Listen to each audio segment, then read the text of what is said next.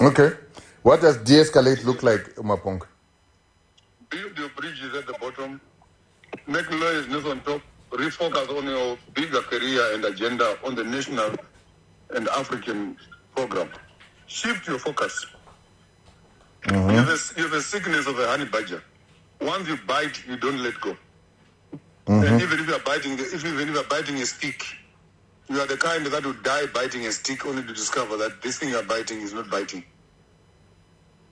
Remap your agenda for the Africa, the diaspora, the national strategic planning. But once you get yourself consumed on this issue, I'm afraid to tell you, you are making more, and the more credibility you lose over your own country, it's also affecting your bigger brand on the national and international issues. Mark my words. Okay. In Botora Congo, we discuss. Botora Cameroon, we discuss. Botora Senegal, we discuss. Sambana, you have 54 articles. Umbo visa only our tongue Zimbabwe. You are closer to home, families here, and unfortunately some of the issues that are coming out are much more personal to you at an individual level than at an organizational level. And that you are dragging your brand. You are dragging your brand into a smaller hole than the bigger platform that you had prepared. The advice from my brother could be worth nothing. I don't have a problem with your advice. My issue is the way you came, Muchiti. When I'm going to put you in the mud and then was clean. That is something that I didn't understand. You know what I can do. I know what you can do. Yeah, we are not threatening it. We are not threatening each other. I'm trying to make us find each other. Put it. What in the focus on this? Article not Rutendo on his own. Please don't ask me anything about Rutendo. If you want to talk about money, he must give you the receipts, what he was paid and what he paid, and etc. He must come out clean. So please don't keep on asking about Rutendo issues. The grown-up man, he's campaigned against sanctions. He's done what he has done. If there's any verification to be done, please deal with him away from me. So okay, what you were to deal the way you are suggesting, Saga, is that your water is it still necessary? Cannot it move? I can de-escalate if you agree. If you disagree, then I might pursue my partner. I thought I'd call you first before I pursue. That's how much I respect you. Yeah, and I don't want us to keep escalating. Do not de-escalate. Like you said, it's contaminated now. Angola, Angola, the Gilead Dangote, Tanzania, the Amrara, Ruto, Kenya, Trump. Just remove your eyes a bit from what you are biting right now. Refocus on that and maybe give it a week or two to die off. Then I kept green in Mira Shamal. Because one democracy. We are not voter. Whether we agree or not, we are not there on the table where they agree. That's that unity. So we soil ourselves up. And when I hear your name being mentioned in places where people are talking your destruction. Well, if they are already talking my destruction, then what's the point of us having this discussion? I don't want any return. Don't preempt. Don't come down or Mama him. Let me see if I can reach out to him. You have said your piece. That's the best you can do. Yeah. All right, Parbo Josh. Dagunzo. Hey, come on, telling the good Zimbabwean story. And the Mazisra yakundita. Unoda uno wachidaro because kune mafaita atinotozva kuti ka kune mafaita anotofuira handisi ava vanhu vacho vatiri kuziva vanhu vane power mukomarutivi so vacho vatori panyanga the power they can invest a lot of money in our own structures. I'm inotisweti tezvisi for me what you see but ndikutongoona ngoti nyaya yese zvinotaura mudhara handinayo nestori dzedu dzemuafrica muno because apa tikurwisa vanhu kwete mari issues zvacho isi tinoziva tose democracy nekungofoira like system zvatora harisi rakamboita press because it's not an African thing. Kana chinhu chitori western already like what we know. Why do you want to sanitize it? Kuti chinonaka chete chinochigadziswa kusvika chaita harisi zvakamboshanda. Saka ikukuka ngatitongoshanda zvinhu zvinoshanda. Unovina. Ndimaroo model wangu mukoma rutini. Ndakakuzivirai muchinyira Zimbabwe. Ende chimwe chose chandakatodzidzawo futi mukoma rutini. Kune zvinhu zvinogona zvakabhaizika oro zvisebhaizika zvemanje. But we can't change everything at once. Bit by bit. Ingwani are the one who taught me constructive criticism. But vana vakanochivarova vakawo hauvarove so. Sezvataita paInisco paipai. Chero havangu vasaita support vangasaita so, but takarova GMO campaign and we were never a threat to anyone, especially to the government. Vakatongoona kuti vakomana vari kurova ani takairova. We were never a threat to them. So good one to own out in the Chanda dead quaddies. But I don't argue about it. Tangati reaching it neutral. So this is not a good. But I don't know good channel. You can't. I don't know why you thought. Pudzijana, what prompted you for us to be having this conversation? Chakonzaro kuti tisvike patashika kuti tite conversation ichi. I received a few messages.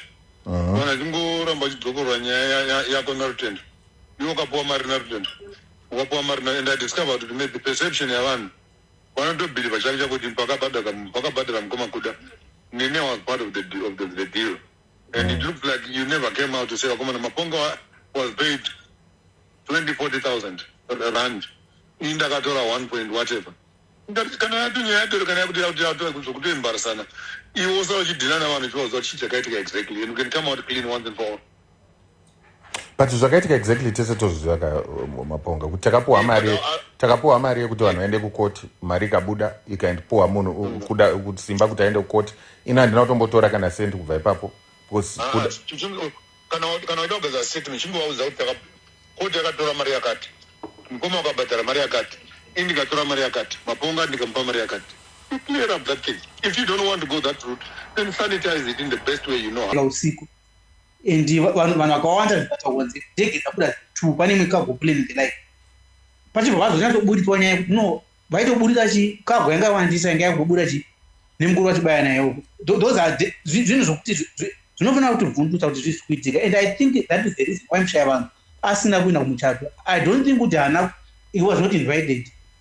But munhu akaita zvinhu zviri strategic because mudhara asati abuda nemagold akabuda ari kuti zvebengo kune magold bhazi enyika and like so in a way Mushaya vanhu because ndo pabhari zvebengo papari looting yese iri kurevolve around maambitions ake aite vakaurayiwa vasara havana basa vanotengeka handitika then izvozvizvi vasara hakungobhadhara vodai uyu Chamisa haana kumenchenwa. Why? Because Chamisa takazvitaura, he is no longer an obstacle.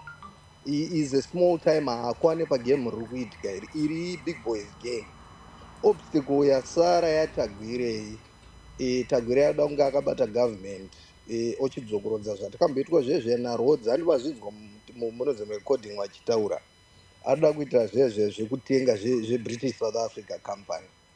General varamba kutengwa because ndo vanhu vega vasara vachiri vakabata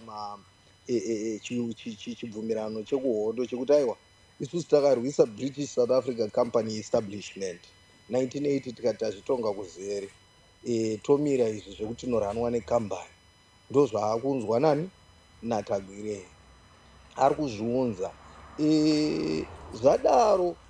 Vanhu mukabuda kuzvinyebera muchiti ndezveZANU-PF ngatizviignore. You cannot distance yourself from a system iri kurhana Zimbabwe yacho. You can't do anything independent. Opposition haisisina any footing mugame riri kuitika because yakadissolvwa kudhara. Vamwe vakatengwa vakafuratira, vasara vacho vanongotaura asi they cannot bind together. Handitika vanengatozongonzwire tsitsi pasystem yese yezvese zviri kuitika izvi neagenda yaTagwire. Vasara mawo veterans vasara masoja, vasara vanhu vakarwira nyika ivavo kuti aiwa makaenda mukanorwisa British South Africa Company Establishment kuti muzenge muchizorohwa chekusere nemufana uzvi ndokunonzi kukurira imbwa nemukaka mangwana muka ichiuruma.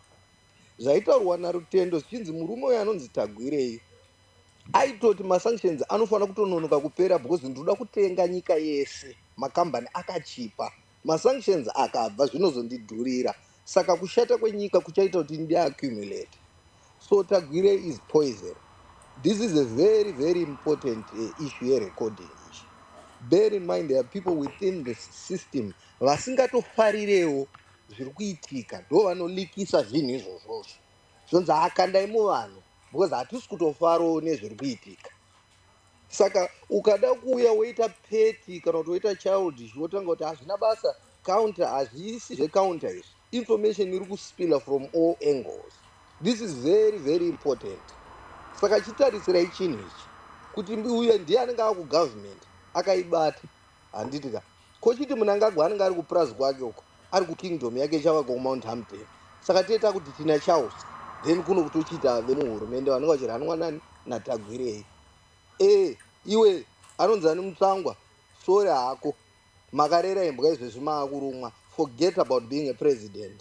Ndimakamurera Tagwirei uyu akuchirakidza makaro ake ende ndo izvozvozvo zviri kutoitika. But after all is said and done, vanhu nyange mumhanye kupi nekupi kana musina kubatana, chega chasara chakafanana nechakaitwa nevakomana vamuna 1965 ndo chega chasara kuvanhu kuti vanhu vachita British South Africa Company haingatidai so. Iwo rodzi neestablishment yako taakukukudumurai sevanhu zvekuti hanzi mune mari makaita sehatinei nazvo iyi nyika yedu izvi ndo zvasara kuvanhu. But vanhu hameno mukabatana, uyu mutungamiri wenyu uyu forget about him, uyu akatoona kati apa handikwana apa. General vari kuti hatizvide zvasirizvo zvandakarwira izvi zvekuti nditengesere mwana mudiki nyika. Inini ndiri hanonge kuti zvese ndouri kurana kuhealth, kuinfrastructure, kupi nekupi ndiye anenge akurana. Saka mukasarwisa makabatana imimi vanhu povo, brace yourself for a Tagwirei leadership. Anenge izvi handizvo zvemadhidzi zviri kuitwa izvi zviri kuitwa nekambani yake ka. Saka apa ndo hondo yapo hakusisina, and his only head is general wacho hamuvadi mune muchivashora asi vari kupokana naiyeyuyu. Saka sarudzai hondo yamuri kuda. Murida kunetsana naTagwirei here kana azokumbanyai, kana kuti murida kuti mubatane nevamwe vanhu morwisa hondo imwe chete. Mataurwa futi recordings kanzi you fight a battle at a time. Ukabvisa bazi iri wodonedza urisa pasaidi morwisa rimwe bazi, haubate zvinhu zvakawanda uchida kuzviita at a time, a step at a time. Chiona imagine ndimuchasara maruza Tagwirei akanzi apinda muchavademba futi vacho vamuri kushora ivavo muchiti hativadi, muchazopedzera mati dai vavaripo ndo vaitiratidza nzira yekuti torwisa sei mhuka iyi. Nekuti Tagwirei akaerekana chete atora nyika mese handiri kunyebera muchati amai nemuridzo, mese muchati amai nemuridzo. Ende ndokwaakananga. Vese ava bviswa, vese ava vadukupiswa, vese vemuhurumende. Asara magenerals, those are not generals. Vaizonetsa, they are gone. Ndosaka ari kuudza kuti walk over. Ende izvo anenge angodhila zvake nema-MP yake havamudhurira ava ane mari uyu anongovabhadhara right ndindoda kupinda ogadzira cabinet yake zvinoenderana ne-WEF yake inonzi World Economic Forum yake ya. But hakuna munhu anonzi anokwanisa kuisa Zimbabwe muhomwe make. Ndochinja ndogona kukudzai semaZimbabwe. Musafe makazvibvuma izvozvo. Kana pane munhu wamunoona kuti anogona kukurakidzai how to navigate hondo idzika, chimbobatanai naye kunguva yacho ka mumborwisa mhuka hombe iruda kuisa nyika muhomwe kuti anototonga kana napresident vacho. Saka Mnangagwa haasi kana president kana taakutongwa naTagwirei. Musavati ane makaro akadaro so. Musa underestimate inonzi this is not a hoax or counter yanga ichitaurwa mhenu mwana wachikuhuma nawo kutora counter yekwani. Muri kuudzwa information nevarimo. Vanotoziva kuti kachikanda kunze kwavanhu vachati information ipenetrate musociety. Tagwirei is wanting to destroy nyika yese. Arida kuisa nyika yese muhomwe. Akazvitaura Matinyarare pana mukamushora kuti mukomana yaitonditi iwe pusha zvimasanctions asi usanyanya ubva wapusha nekuti ndinoda kumbotenga. Hamuzviteerere nekuti it's coming from munhu wamusingafarire. wamusingafarire. General vacho vari kutaura kuti hazvisiri izvo zvamuri kuita izvi, tiri kubverenyurai nezvamuri kuita izvi. Kana muchida kuti mautanga kuda kuchinja mutemo, mava kuda kuti mbanya nyika yese inini, ndozvatakarwira here izvozvo. Ndo zvakasarira vanhu kumozambique here izvo, zvokuti mutore zvinhu zvese sezvamava kuita izvi, asi munoti hamuvadi. Saka wamuri kuda wacho ndiani? Kacho kamaitemba akakwana apa kaita kateta apa, pakuda vanhu vakuru apa, pane mari hombe apa, mari ine murume uyu. Kana opposition kubvira lifespan yayo kubvira 99 kusvika current haisati yambobata mari inenge iyoyo collectively. Motanzi munoda kutemba mwana mudiki, momutanzi munomukanda ipapo. Ndosaka akafuratira akati ii zvandizvikwanise, rikanditambire changu kanditambire kure inini, handichakwano. Masara general seasoned men, munhu ari kunyatsoona kuti hapana pakutoda panapa zvekubverenyurana. Imoti hatimude. Saka chamuri kuda chii? Chisarudzai zvamuri kuda. Muri kuda muitagwire here kana kuti moignore, motongwa, mozoti ndima akutongwa? Chisarudzai imimi what you want as Zimbabwean people. Maudzwa information, don't underestimate it. Don't underestimate. Nyika iri kutorwa iyi. Akanga here kana chete akurumidza, saka ari kuzvifast track aka. Ari kuzoti mukuru vari kurwara. Anything ndo vanogona ine natural causes zikazera rere, anogona kunzi havastroka kana kuti havazongomuka vakagwamba, ndo mazera acho iwayo. Saka ndikagara ndamhanyisa zvinhu zvangu zvekumaparliament kwangu, ndozoti right, ndakrosa uyu nyangu akachifa ka, ndozoti ndaane vanhu vangu vari muhomwe mangu vandogona kubhadhara chinhu changu chobudirira. Asi hamusi kuzviona izvozvozvo, because you are caught up in your emotions. Muri disappointed neuyo wamaitemba ka akaita mutete pahondo iyi. Saka you would rather not support anything to do that's progressive, because inu wangu haapo, saka hapana wandomira naye. Unosara, you lose more things. It's time for us kuti titobatana isusu, hurudende isusu nevamwe vari kupokana nemurume uyu anonzi this man is very evil. He was compared to Cecil John Rhodes, and as a sure that is the best comparison you can ever align that man with. Ndo zvavari kuita. Zvese atenge zvemutapa fund ndiye anokontrola. Zvimatitle deeds kuda kuziva kuti yone ane katangwena kake, ane kastendi kake, vese ndoda kunge ndichiziva kuti vari papi. Totongwa nemurume wani yeyu, isi takabvisa Smith, tikabvisa maRhodesians, toda kutongwa neuyu, never. Tazviramba izvozvo. So before you choose a war, tanga wasarudza kuti what do you want? Do you want to be caught up in your pride and crying and mourning over an agenda yamakaedza ikaramba yemunhu wenyu asina muscle yekuita muscle up? Or you're going to unite nevanhu vane same cause yekuramba izvi, morwisa team Tagwirei should be finished. And Tagwirei regati mogara tatokutaurira. Pakarwiswa British South Africa Company, maRhodesians who were great and mighty vakadonhedzwa. Don't ever ukaona munhu wakusanyara kuita unhu wakaitika hwekurakidza extravagance yakadaro paruzhinji, unenge watoyera waona kuti hapana pamadununu ese madhanda ega, hapana chokuvanyara, havanyadzike ava, hapana nyadzi dzekuti ndinoita vana vadiki vese ava, hapana. Ndozvaakaita, haachanyare. Kutora zvesho kabineti yese yanga iriko kumuchato ikoko, kana kwaMugabe kwataurwa naTubo, hakuna kuzenge kwakazombodawo, hazvidhonzerane nezvakaitika apa. Why? Because you are nothing. You don't deserve kuti ndikuvanzire, ndakukuitira pachena. Ndikamzukuru kangu, but she knows she'll come through. But let us go with that order. All right. Oh, thank you, Uncle Gerard. Yeah, greetings to everyone on the space.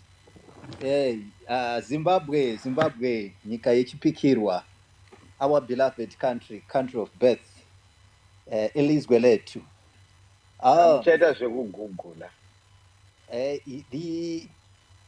Here is the problem. I think Tagwirei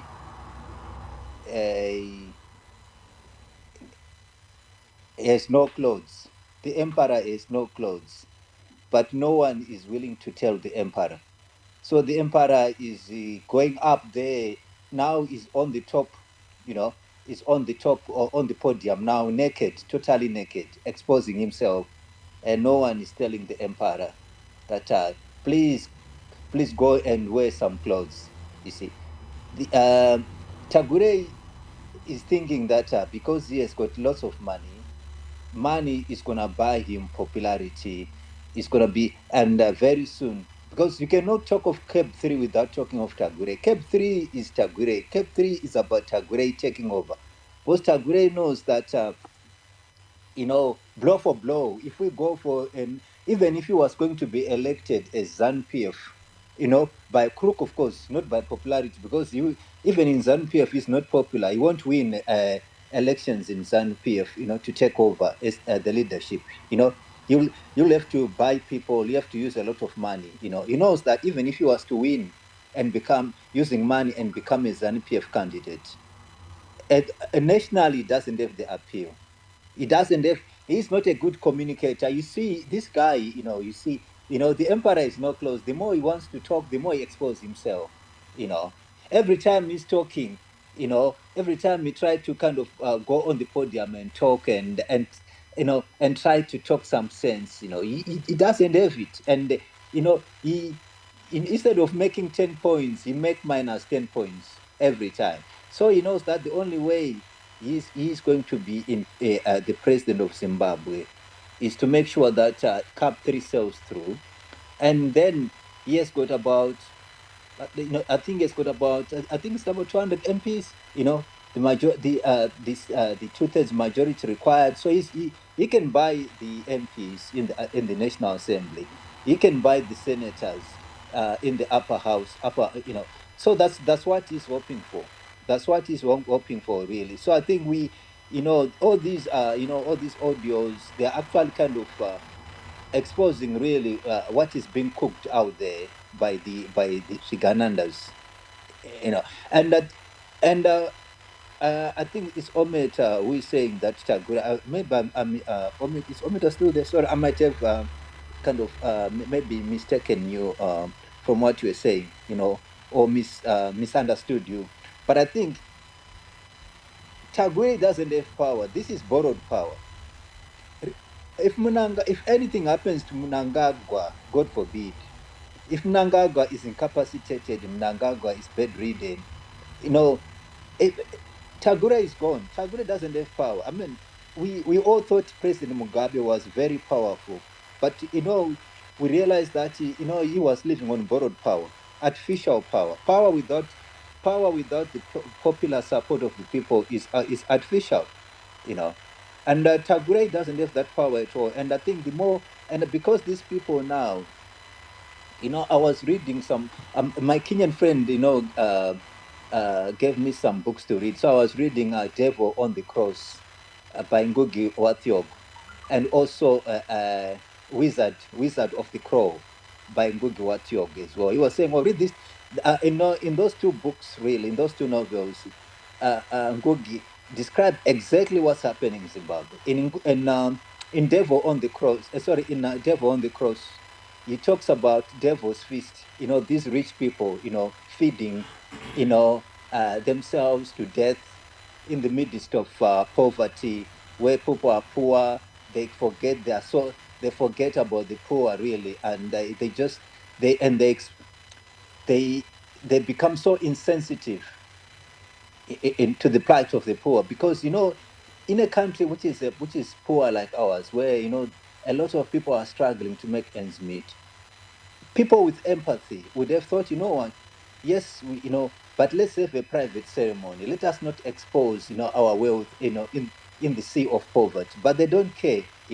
People are going to the Devil's Feast. That part is what Ngugi wa Thiong'o talks about in his novel as a Devil's Feast. It was a Devil's Feast where these rich, insensitive people go and show off their wealth, and forget that all that money, all those millions could save lives, could actually do a lot to save the poor, but they don't care because they're in their own world, really.